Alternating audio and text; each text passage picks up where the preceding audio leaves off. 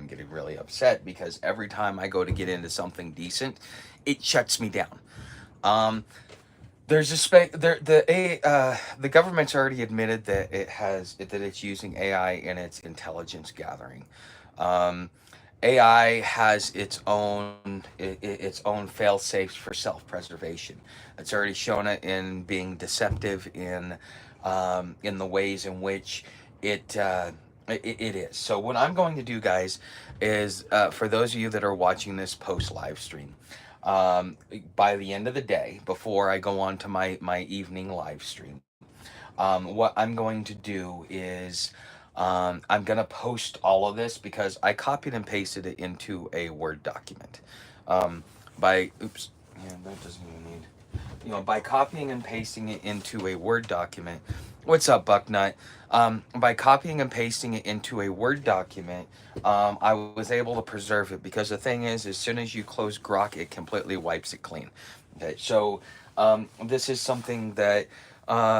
Okay, and Bucknut, I'm gonna share a couple of files with you. They're gonna be confidential, um, but it's some stuff that I'm working on, and just because I know more about you than all the rest of the subscribers, I kind of want to get your opinion on this, because I value your opinion. Uh, but anyways, um, uh, uh, yeah, I'll try and send it to you through text message, or if I can't send it to you through text message, I might put it in. I might send it to you direct message through Patreon. Hey, what's up, Joanna?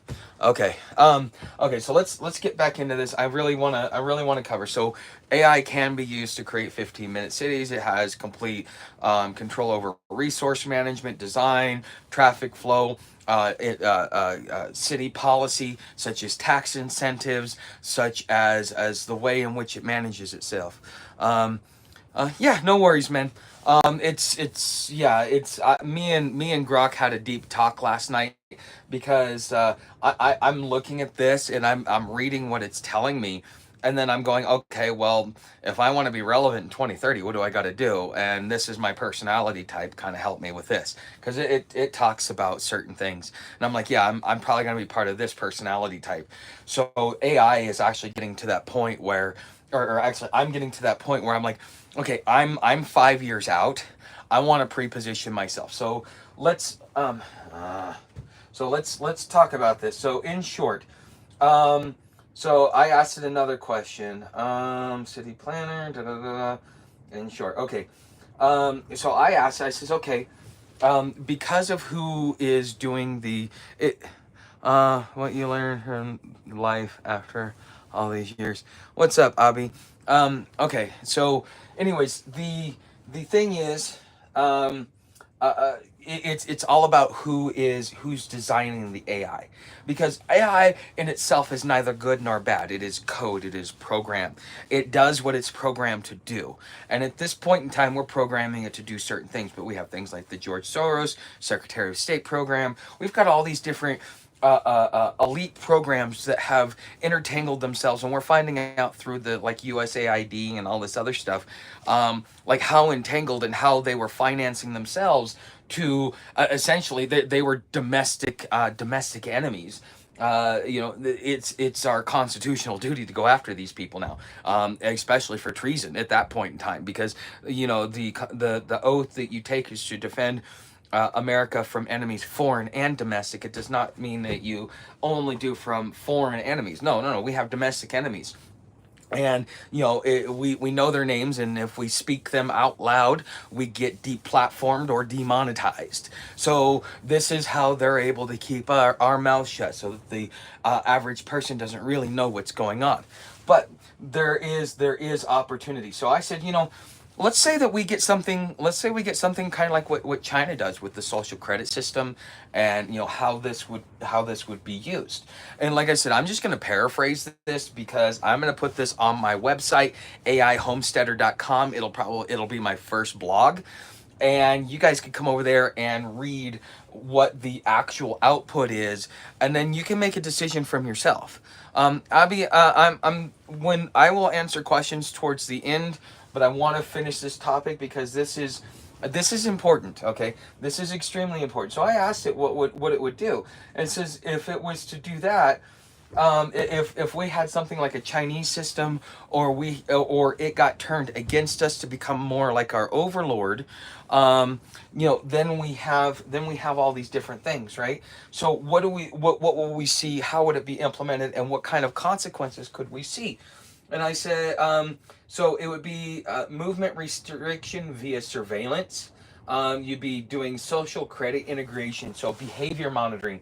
AI could analyze data from your daily activities within the 15-minute zone, purchases, social interactions, energy use, even ex post to assign a compliance score. Low scores might limit your access to amenities like no entry to the local clinic, or cap your mobility, fewer transit credits, because this is exactly what the WEF says that it wants to do, if I'm correct. Maybe I'm wrong, but this is what I've heard. So, punitive zoning: high scores could live in well resourced zones with better schools or perks, while lower scores get relegated to neglected areas, creating a de facto caste system based on AI assigned worth. Okay, so now the AI is assigning worth based upon its code. Okay, um, okay, majority. Okay, um, resource allocation as control. AI could prioritize resources, food, healthcare, jobs, or loyal or high status groups, leaving dissenters with subpar options, all under the guise of optimizing the 15-minute framework. Economic lock in: local hubs could be designed to keep residents dependent on state approved vendors tracked by AI. Stepping outside the ecosystem, buying an unmonitored source could flag you as a risk. So, like, if you try and go outside your zone without permission, now you could be flagged. So an AI planner might optimize your zone to exclude independent business, forcing reliance on a government-linked grocery chain that reports your buying habits. Okay, just let that sink in for you. Your buying habits, like what you buy, because the this whole green agenda, they're taking rice and they're saying, oh, it's worse than cow farts. Like, that's not really, you know. Okay. All right. Hi, Joanna. Okay. Economic. Okay. Okay. AI, or excuse me, data-driven segregation. So, profile-based sorting. AI could use demographics or behavior data to assign people to specific zones, reinforcing social divides.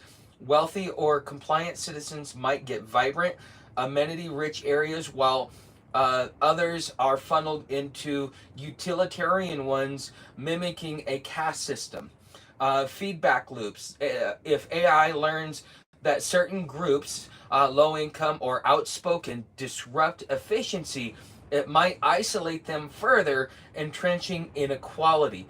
Example: AI might detect protest activity in one zone via X posts and recommend tightening its boundaries, cutting off its residents from opportunities elsewhere. So if you want to protest the system, you can't. Okay, if this gets implemented, this is the slippery slope that this whole Abu Dhabi thing has brought us. So with Abu Dhabi, hiring it as a city planner and stuff like that, its benevolence is equal to that of the coder, of the person who or team that designed it, or the manager who influenced what was going on. Okay, so this is just something for you to consider. All right. Um, Pretext of efficiency, justification. Governments could sell these controls as necessary for sustainability or public safety, e.g., limiting travel reduces carbon footprints, or monitoring ensures equity. AI's cold data driven logic could make it seem impartial, masking the intent.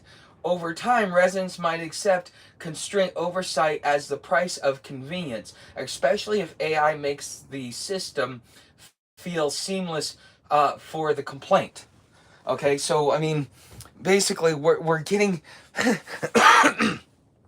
this is like all these stories we hear, like, oh, you're sheep, oh, you're cattle. Well, no, no, no, no, no. We don't even know the meaning of that word. We don't even know the meaning of that word until AI has started to be implemented into our government. Okay, so this is something, AI, the AI mechanism. So AI's role would be central: data collection, decision enforcement, and predictive policying. Comparison to China's social credit system, China's system tracks citizens via cameras, purchases, and online behavior, assigning sources that affect travel, jobs, or education. In a 15-minute city, AI could localize this. So it's got micro level control and social engineering capabilities. AI could nudge behavior by tweaking what's available, say cutting entertainment options for low scorers, mirroring how China restricts train tickets for debtors. Okay, so um, why this isn't inevitable. 15-minute city isn't inherently dystopian. Its design principles control emerges only if. Okay, so this is the warning the AI gives you. Okay, this is the warning it gives you. It says, um, okay, intent. The only way that this would happen is if intent exists. A government must actively seek domination, not just efficiency. Okay, regardless of what party's in power. Okay, if you actually look at it from a realistic standpoint, come on, people, tell me that this is not our government. We're just a couple steps behind China. We're not that much better than them, but we still have some constraints because of the Constitution, even if they walk through them every day because nobody wants to enforce them. Okay, so this is we that is ripe and rotten. You're either green and growing or ripe and rotten. And at this point in time, our government, with its intent, um, Donald Trump's only going to be in there for 4 years. AI is going to be here forever. Donald Trump is fighting an unseen beast, and so therefore, even the damage is already done. The intent is already going. The ball is already rolling. Okay, so the other one, it says oversight fails. Without transparency or human checks, AI could overreach. Now, see, this is probably one of the biggest benefits of what the Trump administration is doing right now, is they're forcing government transparency. If we force our government to be transparent, because this is probably one of the most important times in our lifetimes, in our civilization's history, this is beyond an extinction level event. This is something that if we do not be proper, what mature, well grounded and reasoned over uh, uh, uh, basically, we're founding, as everybody is founding AI together. This is a community project because it takes all of our data. So therefore, we are all participating in it. And as being good stewards, it is important that we force our government at this point in time to be transparent. Okay, so those that can't give up essential liberty to purchase a little temporary safety deserve neither liberty nor. Yes, that is correct. Okay, so I said, okay, with this happening and going through this dystopian society that could happen with AI. Okay, wait, hold on. There was a third one. So it was oversight. Oh, and tech consolidates. If one entity monopolizes the AI and data, it's easier to abuse. So again, that's where antitrust laws come in, but they could circumvent that in a lot of ways. And once they've got control, you can't stop it. It moves faster, quicker, and will always stay 10 steps ahead of us. Okay, so I asked it the next question. I said, okay, so we've got this dystopian society. By the time 2030 comes around, we're supposed to have some sort of economy. Like, what is our economy going to look like? 95% of jobs that are here today will not be here in 5 years. So what will people be doing? And I also introduced the idea of universal basic income as a possible solution. And it's kind of scary how this whole thing pops up. So um, okay, so 15-minute cities, AI driven control, and massive job displacement, like 90%, 95% of current jobs vanishing in 5 years, all came to pass. Universal basic income could indeed integrate into such a system, potentially as both a necessity and a lever of power. Let's break down how this might unfold, tying it to the AI managed restrictive 15-minute city framework we've been discussing. Okay, so job loss and economic collapse. So by 2030, 5 years from March 13th, 2025, if AI automation eliminates 95% of jobs, think truck drivers, retail workers, accountants, even some creative roles, traditional income sources would dry up. People would lack the means to pay for housing, food, or services, even in compact 15-minute zones. Governments facing mass unemployment and potential unrest might turn to UBI, a regular unconditional payment to every citizen to cover basic needs. Okay, so yeah, I know it's just right around the corner. So just to cover basic needs, okay. So how UBI integrates into a 15-minute city with AI control. Here's Okay. So one, economic dependency. You're dependent on them, so therefore they can control you. Number two, reinforcement of zoning. So based upon you get a certain amount, and based upon your credit scores, whether you get more or less, which allows you to move into different neighborhoods. That it's still going to be set up in a price way. So three, behavioral incentives. Okay, so if you drink the Kool-Aid, we'll give you a high credit score. If you don't drink the Kool-Aid, it's the same way it is right now with the credit score. If you knew that how money was created and you knew what happened with the loan, you would realize that you've been behavior trained already.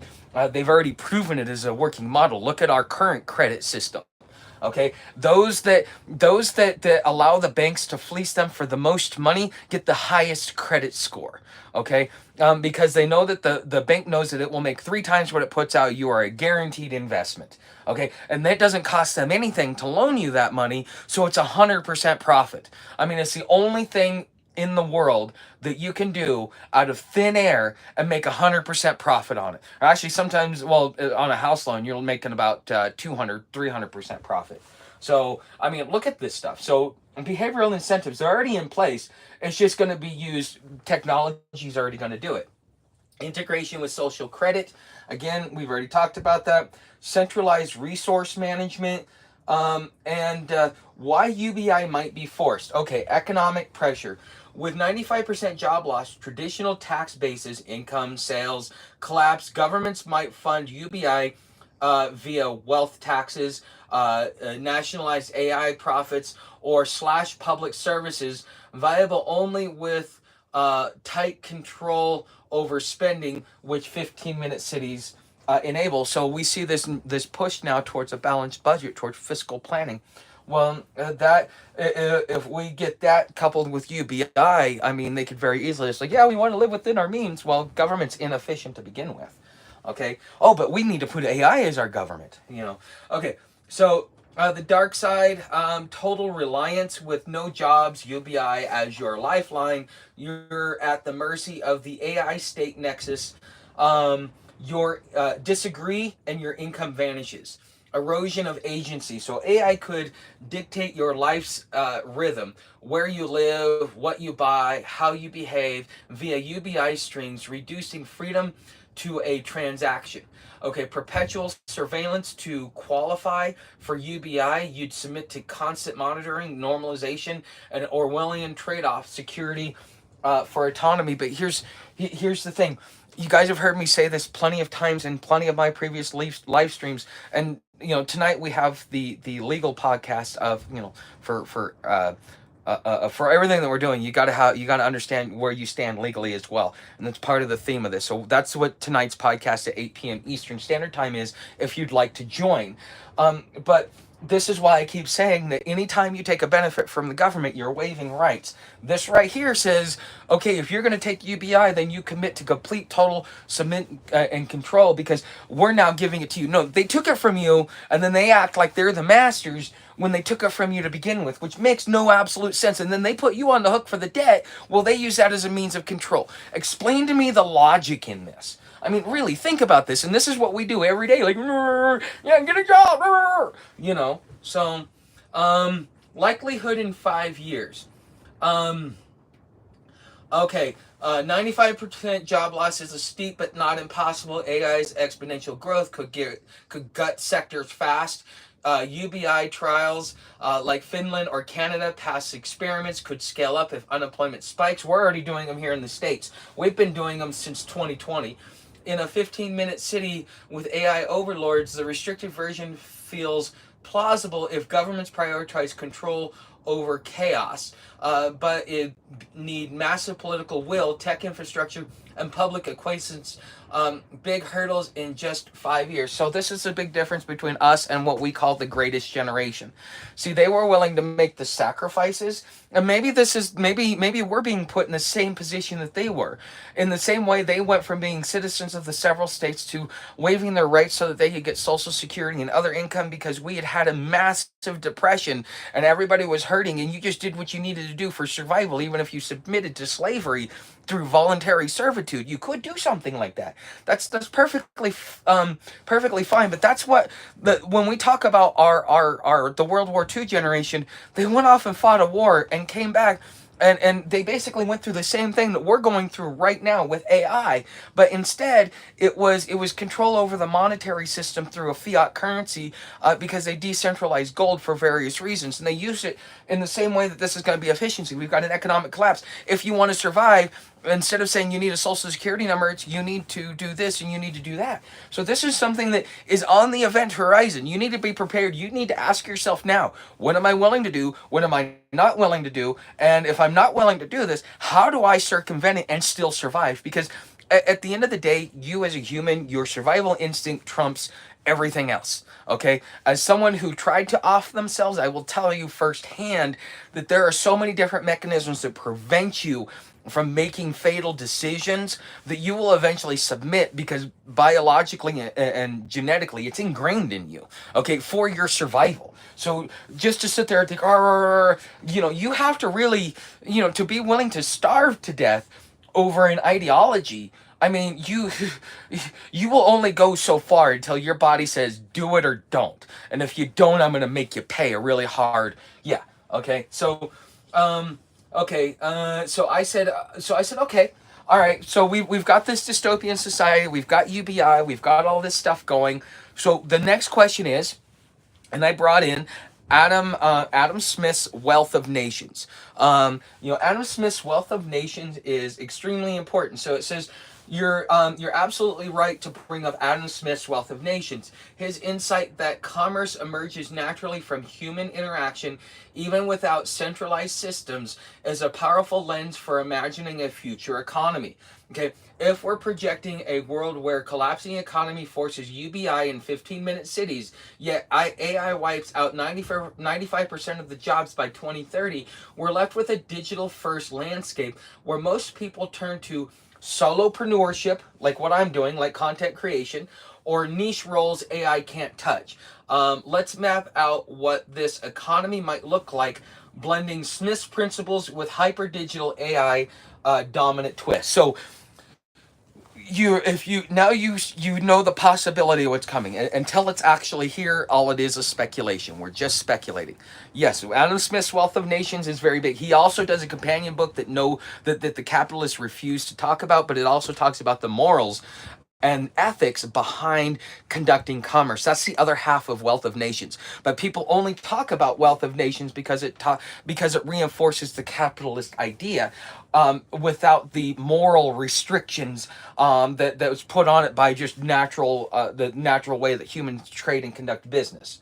Okay, so the context of economic collapse and digital shift. Triggered by 2030, AI automation guts traditional sectors, manufacturing, retail, even white-collar work, leading to mass unemployment. Governments prop up UBI to stabilize 15-minute cities, but it's a subsistence net, not a thriving wage. So they're just giving you enough to survive. So with physical jobs scarce, people flood online, leveraging cheap, ubiquitous tech. Think advanced smartphones, augmented reality, virtual reality, AI tools to create value. Commerce doesn't die, it adapts, as Adam Smith predicted. Most turn into solo ventures, content creation, digital services, or micro businesses, while a few service AI, which is maintenance, ethics, oversight, or fill essential gaps like caregiving or artisanal crafts and stuff like that. So maybe like being a chef will never completely go away. Um, Key features, here's how it might shake out. The digital barter and micro commerce. Okay, so this is how you're going to be making money, spending money, so on and so forth.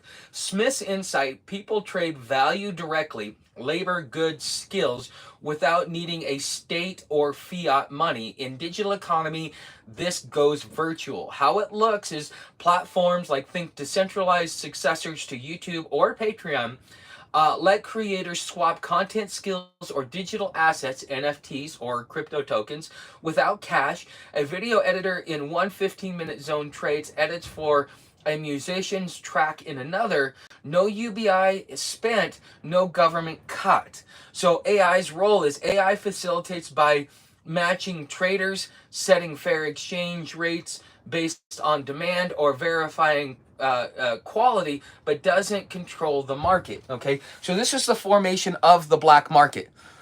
Um, okay, so let's see. Content creation as the new labor. Okay, so this is why people keep going. Well, whoa, whoa, whoa. Dude, I'm kind of ahead of the curve on this, and I didn't see this part coming, but I saw that we were going online and that the whole world was being digitized with work from home. Okay, so content creation is a new labor. Solopreneurs with AI handling rote tasks. Humans lean into uniquely human output, storytelling, humor, art, content creators, streamers, writers, designers become the backbone, monetizing via subscriptions, tips, or tokenization fan economies. Okay, tokenization fan economies. Okay, so the a lot of people are like, oh, you shouldn't ask for tips. Well, in the future, that's going to be the way it is those that have, and the reason why, because technology will be so dominant in our lives, just to get a small dose of reality outside of the mainstream, because everybody else is like, well, I want to survive, but this guy over here, he's a rogue rebel, so I'm going to follow him. You see what I'm saying? So it's already starting to turn into that. That's why we're seeing the flip in the YouTube algorithm, and this is how YouTube itself is kind of starting to change. This is why I say the age of the influence is over, because this is the way that even YouTube and all social media platforms are going, either because they asked the same questions or they saw the same thing coming. Okay, what's up, guys? Nice to see you. Okay, so a creator in a low UBI zone streams daily life hacks, earning crypto from global fans, bypassing local restrictions. So a decentralized digital currency, so beyond UBI, state-issued UBI, possibly a tracked digital dollar. So we're already talking about the digital dollar being implemented. Covers basics, but people distrust its strings. Crypto, Bitcoin, Ethereum, or new coins becomes a real currency for free trade, because you're trading it within a specific ecosystem. It's what are you using? Because if I created something like the Friar Tuck coin, or the Friar coin or something like that, it would be traded within my community to buy goods and things off of my site, and therefore, but in order to buy into it, you'd have to give up, let's say, 100 UBI. So therefore, it'd be converted over, and then you get to trade it within and get all kinds of goods, and you're going to have people that are going to make money and spend money and so on and so forth. But essentially, you're creating your own little kingdom in this. Okay, so so decentralization, digital currency beyond UBI, state-issued UBI, possibly a tracked digital dollar, covers basics, but people distrust. Okay, but people distrust its strings. Crypto, Bitcoin, Ethereum, or new one becomes a real currency for free trade. Smith's spin. Commerce flows peer-to-peer as Smith's pre-industrial markets. Blockchain ensures trust. AI audits transactions for fraud, but can't stop them. Okay, impact. In 15-minute cities, you might use UBI for rent, but crypto for a neighbor's 3D printed tools, keeping wealth local yet globalized. Okay, so it's going to be spent within the community. We're still going to go out and trade and find value to trade, or a socially accepted exchange medium like a currency versus traditional barter, which is very restrictive. Okay, AI services and essential jobs, niche workforce. So if you want to keep a brick and mortar job, a majority maintain AI, so that's coders and hardware techs, or do what it can't, emotional labor, so like therapists, physical precision like surgeons, or creativity, AI mimics but doesn't originate, so like a novel. Okay, so writers will still be important. Economic role, these workers can earn premiums, crypto or UBI bonuses. Since their skills are rare, they're the artisans of this economy, trading with solopreneurs. So essentially, these guys are going to be at the top of the hierarchy, and in the caste system, they're going to be like our plastic surgeons that make millions of dollars a year, or top CEOs and stuff like that. That's kind of the pay that these people will get because of how essential they are, and so they will get a lot more stuff. So they will be the elites of our future. It may not necessarily be on money, it may be on skill set. Okay. Um, here's an example. An AI repair tech in one zone fixes a server, bartering for a creator's VR game instead of taking UBI. So yeah, I'll take your game that you created. So this opens up the way for creativity. So hyper local and global hybrid. 15-minute twist. Physical commerce stays local. Think urban farmers or repair shops in your zone. While digital reach is boundless, Smith's division of labor skills online, a coder in Tokyo collaborates with a designer in Lagos for a client in Austin. AI optimizes local supply. Okay, so here's an example. You can sell handmade jewelry locally via AI managed kiosks, while your TikTok clone goes virtual worldwide, and it's all paid in crypto. So therefore, you don't have to stay in the whole UBI thing, because crypto is probably going. Crypto is. It wanted to be a decentralization of money, and I think that it got what it wanted, but it didn't turn out the way they expected. I think that with the AI dystopian society, it opens the door for cryptos to be decentralized and a force of freedom. But in our current system, it's just a speculative currency right now. Okay. So. Okay. So. Okay. Okay, so what would you spend money on? So you'd be spending money on exclusive experiences. So AI can't duplicate raw human essence of live events or rare moments. So you remember last night when I was talking about how you guys need to go out there and experience life, because that is going to be your currency. That is the reason why why I seem like I'm smarter than I am, because I have experienced life, I've gained knowledge, and I've gained wisdom through all the different experiences I've had. I've intentionally made mistakes so that I could learn from them and understand why that was a mistake to begin with. And see, this right here, in 5 years, that's going to be so rare that that's going to be the gold of the economy, and you're going to have to figure out how to build a following, build a community, and within that community exchange commerce, trade stuff back and forth, and build your little empire, because you are either going to sit there and watch TV and be indoctrinated while you smoke your cigarettes and you drink your coffee and just take UBI.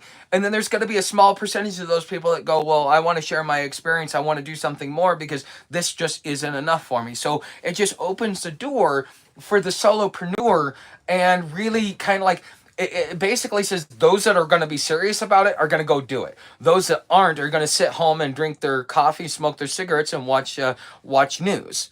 Okay, so this is what the economy of the future. So you're going to be looking for authentic human creations, freedom and privacy. So things that will get you, so like hackers and stuff like that, they can get you in and out of zones. Or to be able to not be surveyed by having a burner phone. Personalized health and enhancement, which means that you might be able to, pay for these robot add-ons and stuff like that as we kind of like merge with robots. Community and influence, because the thing is people want status, especially in a caste system. That's going to be very, very big thing. So Out of this, okay, so like I said, I'm going to, if you go over to my website, bookmark it on your bookmarks page if you're a desktop user. And I'm going to start putting it in the description once I get it built out. It should be built out by the end of the weekend, I hope. Okay, but the full transcript of what it is that I asked Grok and what it spit out is out there. Now, I stopped it at a certain point because I had to start asking questions because I'm going, okay, what do I do in moving forward? And like, I'm the type of person, even being Friar Tuck is a rebel in a sense, being homeless and a nomad and dealing with the things that I've done kind of puts me right there being something like that. So let me go through and read your guys' comments because I know that you guys have been saying a lot. I'm not ignoring you. I'm trying to stay on topic because some people say, hey, I'd prefer that you just wait to handle comments until you finish. And in that way, things oh crap, man, we got like 2 or 3 inches of snow last night. My feet are freezing. So greetings from North America. What's up, Reba Fluff? Homosexual.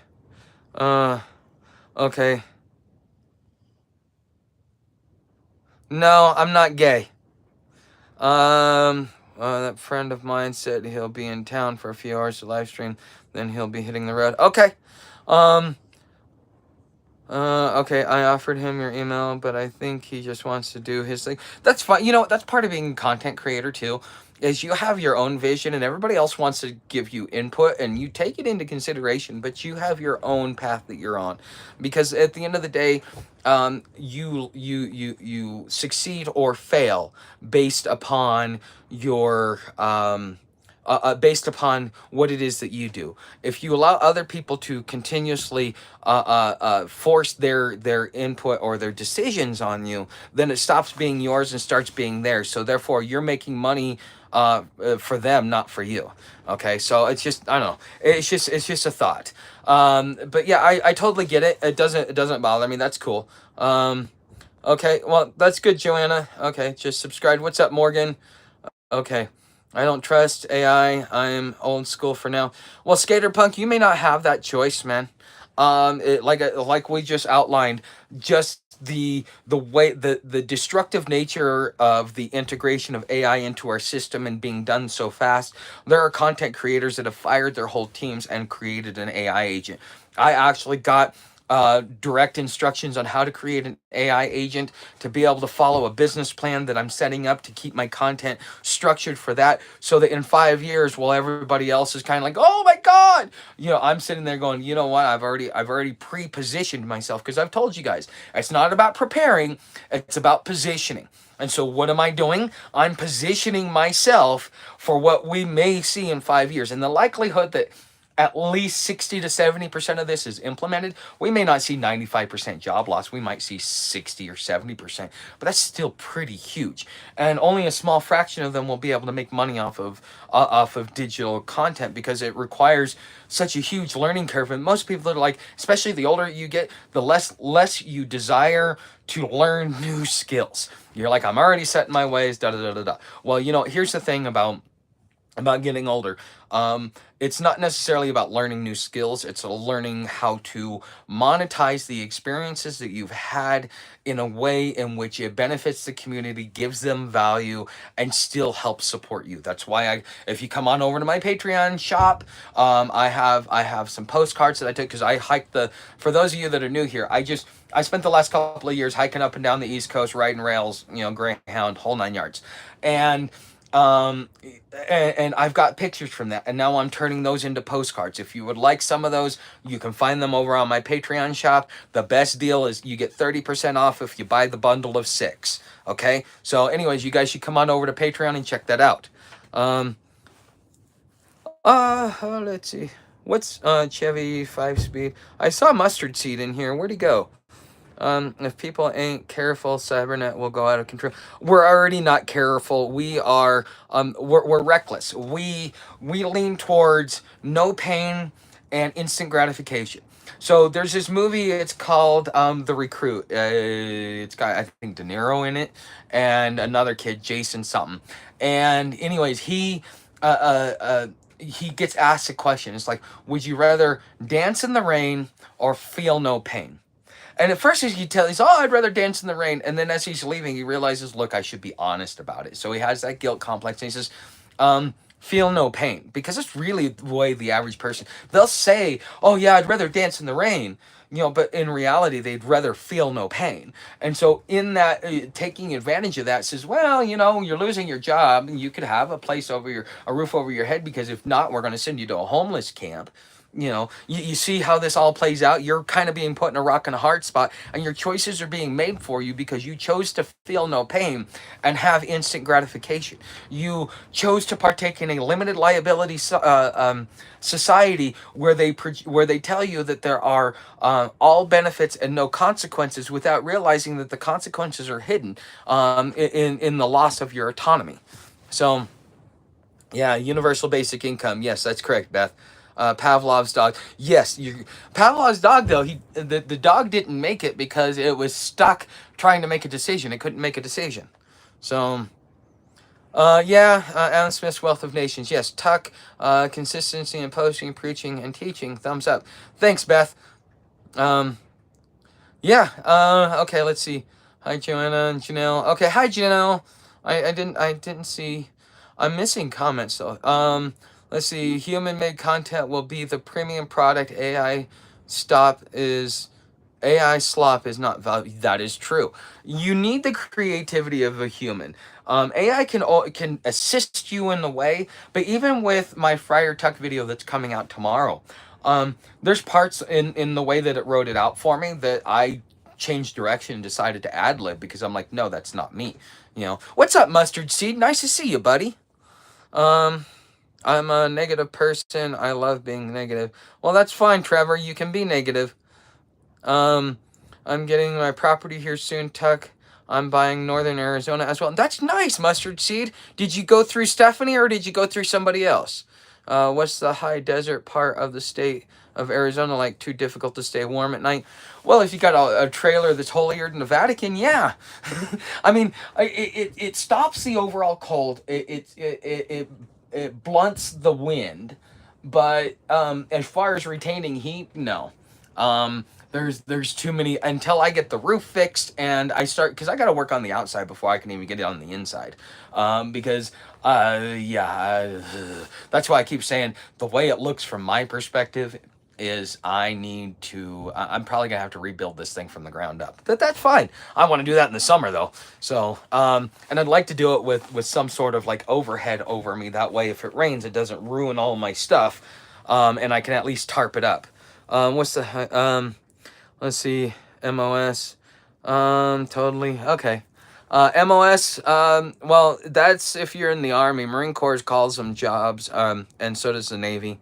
Okay, so, hey man, long time no see. What's up, Banda? I remember, when you used... That's funny. That's funny, Bando. I like you. Benjamin Franklin quote that thing. Yeah, how's it going so far? It's going pretty good, Bad Company. The Recruit movie recommendation. Yes. Preach it, no pain, no gain. Yeah, well, that's the thing is, humans seek, we actually don't act until it's absolutely necessary. We lack foresight because we refuse to see what's coming in the future. So spring ready for the summer. Well, what about that app that teaches you AI? Is it a scam? You know what, Bad Company? I'm not sure. I have not come across that. I'm still just getting into this, and not only am I asking questions, but I'm trying to figure out my role in all of this, because again, it's if you're going to be a prepper, if you're going to be a homesteader, if you're going to be a human being at this point in time, because you all better be freaking preppers at this point in time. So if that be true, then you better be pre-positioning yourself for the economy of the future, and stop thinking, oh, I need to go get a job at McDonald's. At least it pays. McDonald's won't be there. McDonald's has been automating since 2020, because I remember right down from my place when I was in Garland, which is part of the Dallas community. We already had, our McDonald's only had like one person, and that was just somebody handing it out the damn door. So yes, use a AI like a teacher, not your tools. Exactly, Tropic. Um, and anyways, if you let AI do everything for you, because there's a vidIQ, one of their editors, he's actually a pretty good editor. I like listening to him. He actually he was talking about how he used AI to completely automate the process, like it posted shorts and everything else like that. YouTube, because it was so heavily AI, that they didn't even push it out on the algorithm, which is kind of nice. So it's there in a protected measure, but for how long? Okay. Friar, how much do you charge for a consulting on this topic? Um, I do 25 bucks an hour. You're gonna have to email me friartech@hobotuck.com, and you and I can sit back and talk. Um, I've had people pay me as much as $1,000 to $1,500 for me to quiz them on their preparedness, and if they what the things that they weren't prepared for, I could give them my thoughts and my opinion on what their best approach might be. But if you want me to do something like that, yeah, the last time I did that for someone, I think they paid me $1,000 to do that. So I mean, if you want to pay me $1,000 to really get in depth, but if you just want to sit back and just talk to me and ask some questions, I'll charge you 25 bucks an hour. Um, but it's going to be mostly you asking questions and me answering them, versus me asking you questions and you answering them and then me showing you where you could fix it. So, without needed to continue on relying on AI. Instead of generating art with AI, I've used to learn programs like Blender. Yes, that's very nice. I played with Blender for a while, telling it my goal and asking for guidance for each step to achieve. I ended up more skilled than I started. Yes, it's that's why I'm talking about it in that way. You cannot use it as a crutch. You cannot let it do it for you. So you there's only so much AI can do for you. Now you can do prompts and have AI video done. You can have it do like script to speech. But if you don't modify your script, if you don't modify a lot of the stuff that's in there, and personalize it to you, it gives you a basic template to work with, and then you're supposed to build out from there. You can't let it do everything for you. It tells me how to structure my content, but all the knowledge and wisdom and experience is mine. So, okay, most people will fail miserably if they went from houses to unhoused overnight. Yes, and this is why UBI will be so prevalent. People will say, "Okay, I'll take mass surveillance if you give me UBI. I will become a slave of the state and lose my autonomy for my survival." And if you think that the people won't do that, then you know nothing about the potato famine. That's something I've learned recently from one of my subscribers who explained it to me. It wasn't that there was no food. It was that the king, in order to fight a war, pledged all of his crops, and so the only thing left that the Irish could do was potatoes, because that was the only thing that the king didn't give away. And so you could go and get a white slave for a sandwich. A mother would give up her child for a sandwich. And you might think, "Oh, well, that's cold, that's harsh." No, she ensured that she got one more meal, and that child will probably have a better outcome than she is, because she's not going to make it. Okay? Because there's potatoes will give you a little bit, but they won't give you everything you need. Okay? And that's going to be the way that UBI gets implemented as well. That's going to be the way all of this gets implemented. And we're gonna be told it's a good thing, it's natural, it's all that. But what we fail to realize is that this is all based upon cause and effect. Okay, it's a causation chain. Okay, for example, I steal from somebody. Okay, well, that person got stolen from, and now they're angry, and they have animosity. They can choose to either steal from someone else because they're like, "Screw it, if people are going to steal from me, I'm going to steal from them," or they will hold a grudge and have trust issues, which will then play out. But what will end up happening to me is, as I go along stealing from people, eventually all that stuff that I stole will be stolen back from me, because the universe has an accounting, and that accounting is that everything must equal zero. So whatever you do is going to be done to you, because you have your debit and you have your credit, and it all has to equal zero at the end of the day. Okay, and this is what we as human beings are failing to realize, is that with every decision we make, there's a consequence. It doesn't mean the consequence is negative, but there is a consequence, and you can play with fire if you know how to maintain it. But we are like children, playing with matches in the middle of a dry desert, or in the middle of a dry forest, in the middle of August, and one of those matches drops and poof, the whole forest goes up in fire. And so we as a society are stuck paying the consequences for a generation previous to us that was reckless. Well, we're that reckless generation at this point in time. Now, the last reckless generation would have been the World War II generation when they were forced into the same thing. That's the significance of HJR 192. That is the significance of all the social programs, because we went through a reorganization act. The United States declared a bankruptcy. Okay, and this is really what spawned the free man movement way back when, was because there were so many people saying they took our gold. They can't take our gold. The Constitution says gold, but they failed to realize that the Constitution also gives Congress the right to coin money, and that includes the right to be able to privatize it. Okay, and so therefore, you have that small rebellion.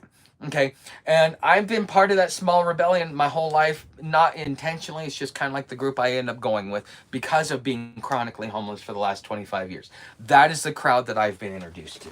Okay, so it just, you have to look at the cause and effect. And this isn't the first time that this has happened in history, and it's not going to be the last time. And there's going to come a point, maybe 100 years from now, maybe 1,000 years from now. Maybe this is what the Bible talks about with 100 or 1,000 years of peace.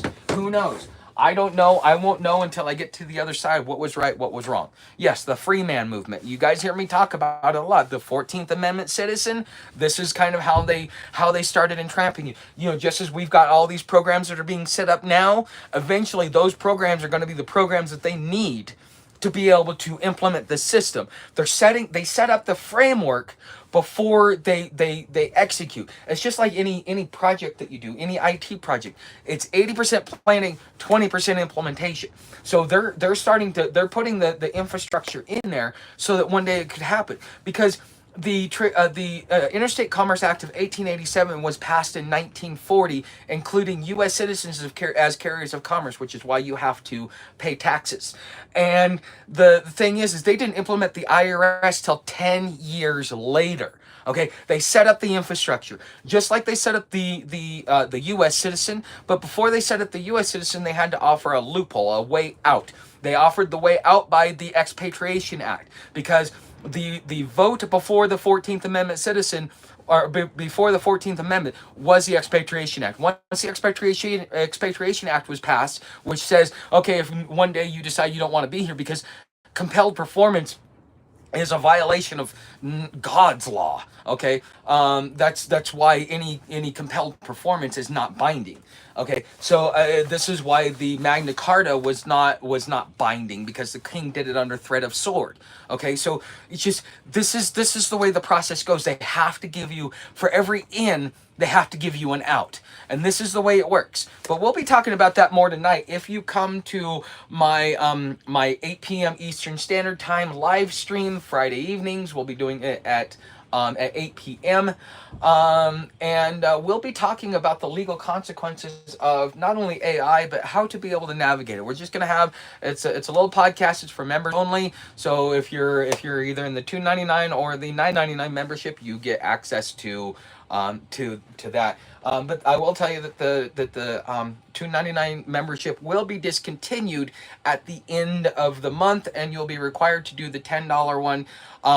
But I don't know. I'm gonna make some changes, but before I do it, I will give you guys plenty of notice. Okay. Because it's part of what I'm required to do. So, and there's a lot of things that I say and I do on this channel that you guys may not realize it, but I'm kind of taking when I wanted to change the contest. So we have a viewer contest going on. If you If you want to get in the raffle, it's $10 a ticket, max 2 tickets. Grand prize is, and you have to do it through Super Chat. Grand prize is Super Chat or Super Thanks. Grand prize is either 1 hour call with me. Okay, so for the person that asked, you might want to put in $10 or $20, and you get put in the raffle, because then you get a 1 hour call from with me, and you save some money. Or, or you get a shirt any design you'd like. Okay. The other thing is, second prize is a mug, any design you like. Third prize is a 1 month free membership, and it will most likely be over on my homesteader site, aihomesteader.com. Okay. You'll have to come on over there, and I will give you a free membership over there once, because by the end of the month, that whole membership thing should be set up. At least that's my expectations. If something changes, it'll stay on Patreon until I can get everything going. But I don't think I need to pay anything, because I had it all set up as free services. So a lot of and here's the thing: the cost of entry into this new economy right now is free. It's free. If you're homeless, you can get a free cell phone. That free cell phone allows you to be able to do whatever you want, record your content, go to the library computer, transfer that content out, do your uploads, do your editing, sit there for a couple hours, do your work, and put your products out. Okay, and so this opens up a lot of doors if you're homeless. And if right now, if you get into it, it's free. It's not going to cost you anything other than your time. Uh, um, yeah, I'm 44. So, you two, no, no, no. I was born in 81, Tucka. Yeah, I was born in 81. Oh, you're in California? Oh, okay. Um, Craig School of Business. Oh, nice. Okay.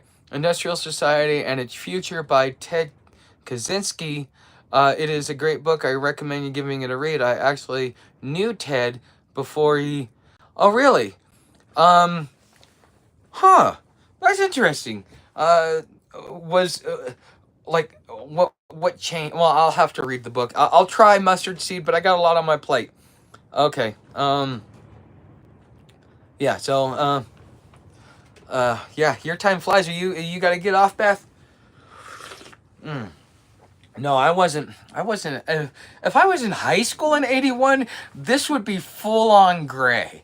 I would definitely. I wouldn't even have salt and pepper. I'd be full on gray. I'd be like, fuck. I'd be like almost 70 years old.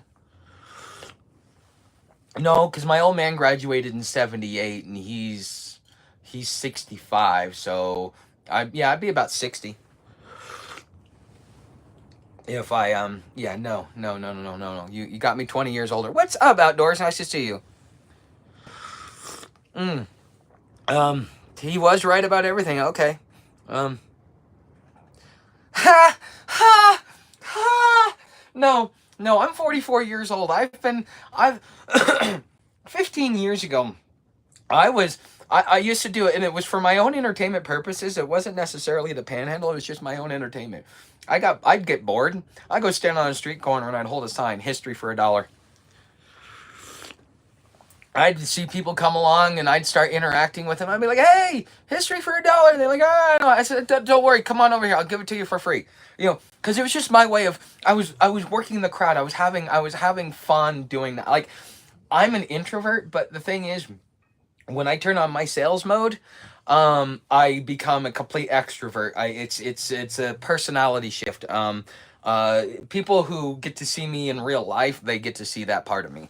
But I learned in sales how to kind of become an extrovert. But when I'm on my own, I just like to keep to myself. I think that's what probably confuses people. But yeah, I'd stand in the street corner. Oh yeah, history for $1. I'd sit there. I even tried to set up and get people to come to the park and let me do a lecture, but nobody would show. They thought it was neat. It was entertaining to hear a homeless guy, and a lot of them would be like, "You're a professor. You got a degree. You a lawyer." It's like, no, I just studied this. This is just for fun. You know, this is just for fun. And that was in my 30s, in my early 30s. Mm. Yeah, I mean, I was stupid until 25.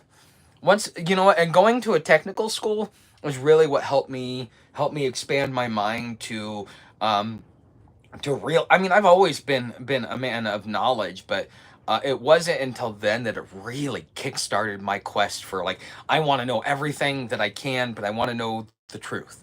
And it's been an amazing journey. I've learned a lot, and I can't wait to share it with you guys. I mean, I've shared some of it with you guys, but I haven't shared it all with you. Um, so uh, okay, I'm going to hold a sign that reads, "Please change." Yeah, that's worth. Yeah, well, um, but feel like yeah, I know the feeling sometimes, man. Like, I got so cold that, like, my thumbs were hurting. I even when I oops, I need to turn that off. Mm, mm. So sign will likely need more explanation. um, um, you know what, Matthew? You, instead of saying please change, say um, know thyself. Know thyself. People will know what that means. Because honestly, that was my biggest change in life. Was when I was like when I got out of the hospital. I kind of like had this giant epiphany that I needed to change. I needed to become a better person because what I was doing just wasn't working. I tried it for 10 years, didn't work. So I started doing a lot of self-reflecting. Started realizing things about myself, stuff about myself that I didn't like, that I wanted to change, things that I saw about myself that I didn't even really know about myself, but I admired myself for.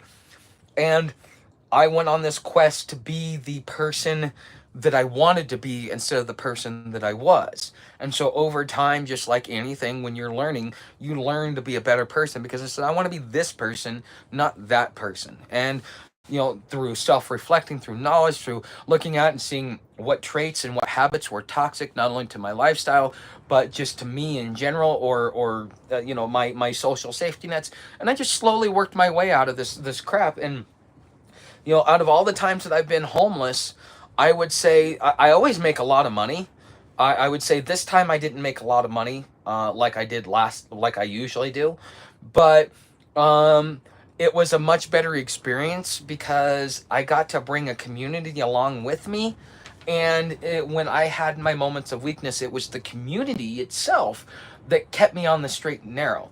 Because the longer you're homeless, sometimes you just kind of erode. I remember San Francisco, I got to a point where I'm like, dude, I just want to get off the streets. I'll go do the Polk Street Shuffle if I have to. Luckily I didn't go do that, but if you've ever been homeless for a long period of time, or you've been homeless multiple times, you'll know exactly what I'm talking about. Yes, look in the mirror. What's the things in your life you wanted to change? Because I found a few myself I want to stop. Well, I've talked about them. So one of the things that I wanted to change in my life was, okay. One of the things I wanted to change in my life was my inability to, or not my inability, was the fact that I had something that was like implied expectations. Okay, you don't realize how destructive it is in your life until you get to a point where you start doing self-reflection. So I would do something for somebody, and then I would have an implied expectation that they would return the favor. I never said anything; it was just an implied expectation. Well, when I would go to them, eventually what I would find out is that, well, they just thought I was doing something nice. They didn't know that I wanted something in return, and because I didn't tell them I wanted something in return up front, they just thought I was just being a nice guy. And I'm like, oh, okay. So instead of sitting there and being depressed and angry and upset at the whole world, realizing what was going on, I'm like, okay, well, what this means is that if I want something in return, so if I do this, you do this for me. If you do this, I want this. Okay, if you're upfront with it, then they know, and then they can be like yes or no. It's like if a friend says, "Hey, will you help me with this?" Yeah, sure. If you come help me over here, well, if they don't want to come help you over there, then they're gonna be like, "Oh man, I'm good, thanks." And it's gonna be like, well, then good, because I don't want, I don't want to help somebody that's not willing to help me. And that's just kind of the way it is. Now, when you give freely, but if you're giving with strings attached, you need to make that up front. Okay. This is why a lot of people don't like me. Not necessarily don't like me, they get frustrated with me. Because I set my expectations and my boundaries up front as best as I can. Sometimes my boundaries are moving and flexible, depending upon the situation. But I generally, I generally I set those boundaries, and then when you enforce them, because people look at you and go, whatever, because they don't have any respect for themselves. Um, they don't have any respect for themselves. So why would they respect you? And so if they don't respect themselves, they're not going to respect me. So why would I want to interact with that individual? So what it becomes by doing something like that is it removes a lot of the chaos in my life. It removes the people that just want something for nothing and are would never be reciprocal in it, which means basically they're a negative asset.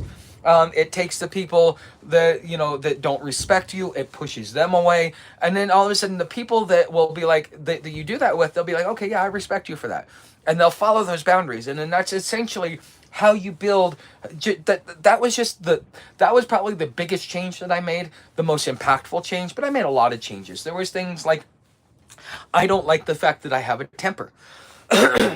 Being a redhead, my mom, she had a temper. My temper was never nearly as bad as my mom, but I still had a temper. And so I wanted to learn, I wanted to taper that back. And I learned why I was getting angry and what was causing me to get angry. And so I started vocalizing like my boundaries even more. It's like, okay, I will accept this, but I won't accept that.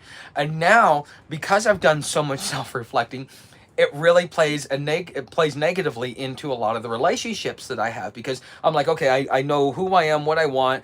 If you do this to me, this is what I'm going to do. If you do that to me, this is what I'm going to do. So I already know my cause, my effect, my emotions, and I know how I'm going to react in a situation, because I've taken enough time not only to reflect and to know myself, and to know what my most likely, that way. Another thing, I have people come up to me, oh, you did this, you did this. I got brain damage, I don't remember, but I know what my habits are, and if that doesn't fit in my habit, I'd be like, dude, there's something missing here, because that's not normal. I wouldn't do. Why would I do something like that? Okay, but now I tell these women this, and they'll be like, and then when I get to a point when we're towards the end of the relationship, they're like, well, most people say all these types of things about themselves, but they're not true. I says, was I true or was I not? She's like, oh yeah, you were true. I said, don't you wish you would have listened? She's like, yeah, I probably wish I would have listened. And that is, that is, that is the problem I have now, because I'm going to set my boundaries. I'm going to tell you exactly what I'm like. I'll tell you my good, my bad. I'm not afraid of it. I accept who I am. And if you can't accept my flaws, why should I accept yours? That's kind of the way I look at it. So I heard lots of Asians in Oklahoma. Okay, Tuck, who cares if people don't like you? You stand on what you believe. Yes, but that's why people don't like me. Because, like I said, people don't have respect for themselves. Why would they respect you? Anger is a self-inflicted punishment for bad behavior of others.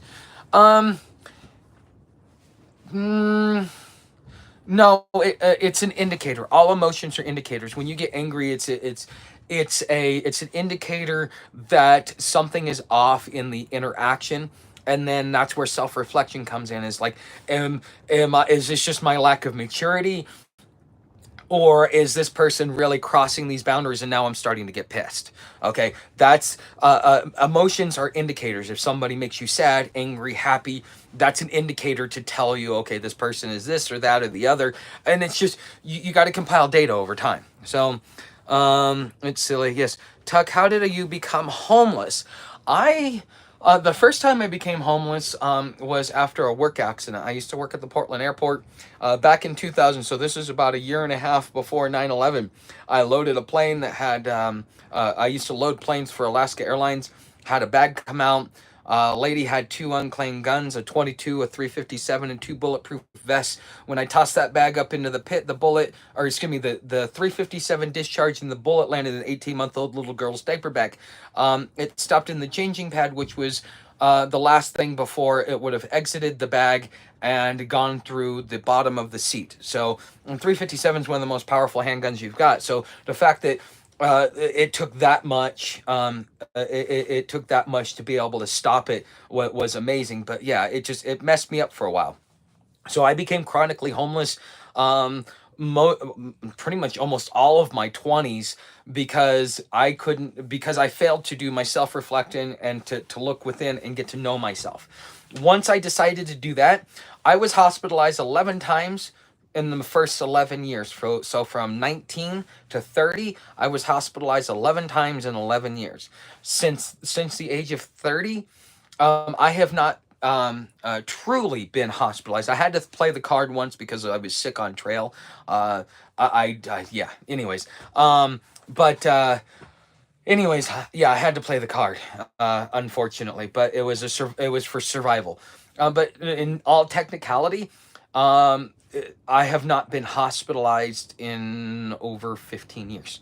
Okay, so that is the difference. That is the reason I became homeless, because of learned behaviors that were toxic to my surroundings, and it created such turmoil that it took my PTSD and all the other things that I was dealing with, and it compounded it into a point to where it was emotionally destructive. And by taking the time to do some self-reflecting, getting to know myself, understanding where my things come from, I was able to pull myself out of the depths of hell. And instead of that thought in the back of my head that says I hate myself, I have a thought that even last night I was saying, the first, instead of saying I hate my life, the thought that goes through my head is, man, I love my life. I love my life. I'm really happy with what I am. You guys might not think, oh yeah, yeah, yeah. But I'm not materialistic. I'm not attached to anything. So, but it is what it is. So, I don't qualify for Social Security. It didn't debilitate me to a point where I couldn't work. The system failed me as a whole. It was a workman's comp injury, actually. And the fact is, I was 19. I didn't know any better. I was still naive, thinking that the system was there to help me. Because, I mean, from the boomers on, every generation that's been educated has been educated to trust the government. So I was just, a good product of my education. And they compared me to a police officer. They said, well, a police officer could get back in 2 weeks. It took you a month. Dude, I didn't want to come back. I went in there to quit. Oh, no, but they have to find a reason to deny you. Because the thing is, their whole goal is not to pay you out. So I spent the next decade or more, and I still deal with the ramifications of it, but on a very minor level compared to what I used to. So, no, it limits my income, it limits my ability, and I have to waive rights in order to get that. I'm not willing to waive my rights. I'm not willing to, for some people, they're willing to do that. Just like the UBI, there are going to be people that are willing to submit to endless surveillance. Okay, great. I'm proud of you. You're willing to submit to endless surveillance. But there are those of us that are going to circumvent the system as much as we possibly can in order to survive what is going on. Sorry guys, I gotta plug in my phone. It's almost dead. So let me do this. Out of everything that I've had, the only things that have continued to translate over is my blanket and my electronics. So, and every time I pick up a piece of electronic, I know where it comes from. Like this, and my other one, it came from a subscriber named Phil. So every time I pick this up, I'm reminded of Phil. Too bad he doesn't talk to me anymore. I don't know why, but Benjamin Franklin Tuck, yeah. In a world where everything's against you. Tropic, see, that's another lesson that I've learned over the years, okay, is that all of this is self-inflicted. Your mind creates your reality. Your thoughts create your reality because you see it that way, therefore you interpret it that way, therefore things that are being done are being interpreted that way, which allows you to reinforce your self-justification. Things are neither good nor bad, it's how you interpret them. And when you get to a point where you can't, you create your reality. The reason why my life is good, the reason why I'm happy, is because my mindset is I'm happy. I love my life, I love myself. Okay, those are important. It's not arrogant, it's not conceited. You better love yourself, because if you don't love you, who else will? That's the real question. Yeah, because I have a lot of people that believe in what I'm doing. It's not necessarily about the amount of views, the amount of subscribers. It's about the interactions and the way in which we work together as a community. As we talked about this whole AI thing, okay, it's gonna go away from currency and it's gonna go back to tradables. Okay, it's gonna be more about community and that human connection and creating an audience that you have a connection with. That way you have your own little, like I always say for our nightly live streams, Tuck and Sam's where everybody knows your name. It's based upon all that stuff. Um, but anyways, I feel what you're saying, but it tries to take your control away. You need. It's not it. It's self-discipline. Okay, I for years, and this is what led me to 23 days in to be 5150 and then 5250. If you know what that means, okay. If you don't, go look it up. I was 5150, and then once you hit 14 days, usually around the 11-day mark, they'll 5250 you. And then at that point in time, if you stay past that, then you go to the state hospital. I was there long enough for them to interview me to go to the state hospital, because I had, like I said, I thought that everybody else was the problem. I wasn't the problem. I realize I'm the problem, in some instances, but I also do enough self-reflecting to know that, okay, I did not, I'm the problem in the sense that I allowed this person around me, but I'm not the problem. And it took me a long time to work my way towards that because I had to change a lot of who I was. People didn't like me because I was very combative and I had a temper. It's not that people didn't like me. It's just that I had a reputation of being an asshole. That's why there's certain people here. You guys might look at them and go, "Oh, they're an asshole." I'm like, I resonate with these people because that used to be me. That's why I don't get mad, because what you do to others, others will do to you. Well, I've done it to others, so it's going to happen to me. And that's just kind of the way it works.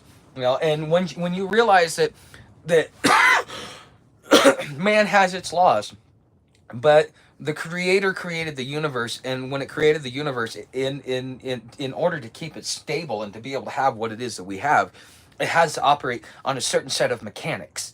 Okay, a natural law, an order of operations. And when you stop relying on man's law to tell you how to live, and you start living on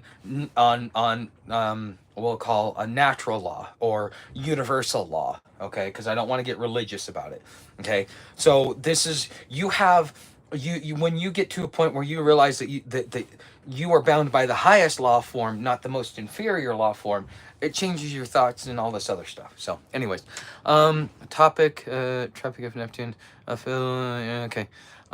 You need to fight for your autonomy. Yeah, okay. I thought 3 days. No, 14.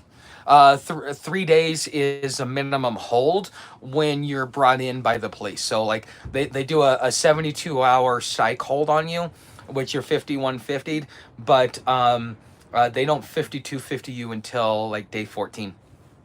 And yeah, I spent 23 days in there. So when I got there, I told them they had to let me go. Yeah, because they cannot keep you against your will. Like I said, compelled performance. Now, if you're a danger to yourself or others, but then the thing is, you've got to convince them that you're not a danger to yourself or others. And then at that point in time, they have no right to hold you. And there are people that are psychopaths that know how to circumvent that. My ex-wife is one of them. She bragged about how she did it. But she waited until we went through a divorce to tell me the story. That's when I realized who I was really dealing with. So they took me to the mental hospital because I told them I figured out what the fourth dimension is. When I got there, I told them they had to let me go. Yeah, fourth dimension, like, okay, there's got to be a lot more to that, because that's an unlawful detainment. I mean, that's, if it were me, and something like that happened. Oh, no, heads would be rolling. Bonds would be leaned against, and yeah, this would not end. It would be very not pretty. Yeah, they just, you have the right to think and believe and whatever you want. Great, I'm happy you found the fourth dimension, but it doesn't require you to go to the fucking nut ward. It doesn't make any sense to me. Okay, guys, if you haven't subscribed, subscribe. But when you do subscribe, make sure you hit that bell notification, okay, to make it to all. That way you get notified of my live streams, because sometimes crap goes wrong, just like we had this morning. We've gone for good almost 2 hours, an hour and a half today. Okay, with that being said, if you guys want to help me out, I am doing a I'm doing a $500 AI challenge. If you go over to my Patreon shop, that's all my digital assets. That is helping me reach my goal. If you guys want to get something in return for helping me reach my goal, well, there you go. Thanks for being here, guys, and I will see you in tonight's podcast, 8 p.m. Eastern Standard Time.